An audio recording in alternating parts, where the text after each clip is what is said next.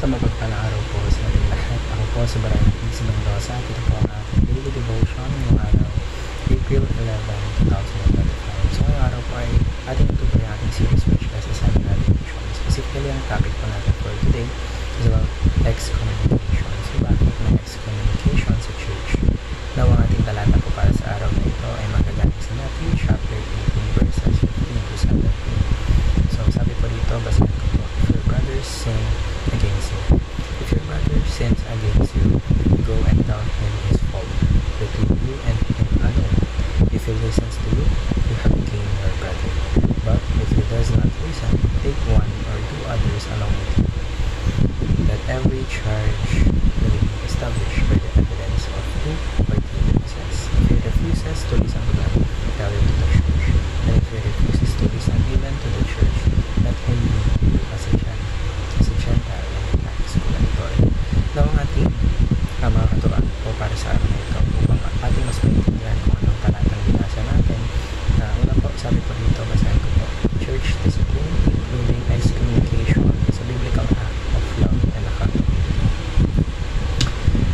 Kapag minsan sa church, meron po tayong karanasan wherein we call someone na nag-commit ng isang seryosong kasalanan.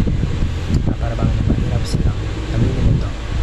So kapag ganun po, the church will step in, but the church will not shame him or her, but the church will step in to help. Kasi sa church po, we are a family.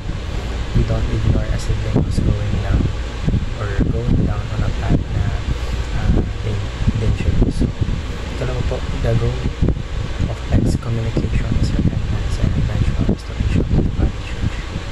So, ang point ng ito isn't to push someone away forever, but it is to create a space wherein ma-realize nila yung weight of their choices kung ano nagawa nila. So, feel that something's missing and hopefully return, not just sa church, but syempre especially sa ating Panginoon sa Kristo.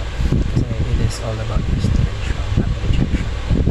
At na po, sin has consequences, but grace is always available to repent. Yung kasalanan po, it damages ang relationship natin sa ating Diyos, or even with others, so even with ourselves.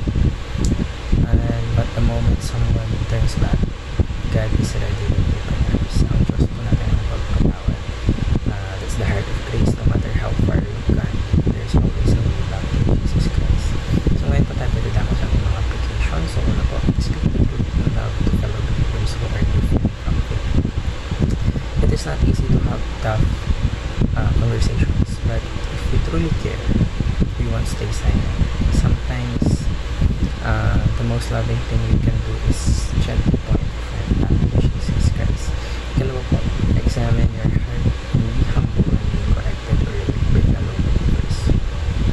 Wala naman pong taong gustong masabihan, but if someone who loves you, Jesus points something on in our lives, so dapat we are willing to listen. Kasi yung correction na sabi nila sa atin, it helps us to grow. Ikatlo po, talk whole truth and be faithful to Christ without fear or compromise. So in a world po that often water things down, just stay grounded in what's true. Huwag po tayong matakot na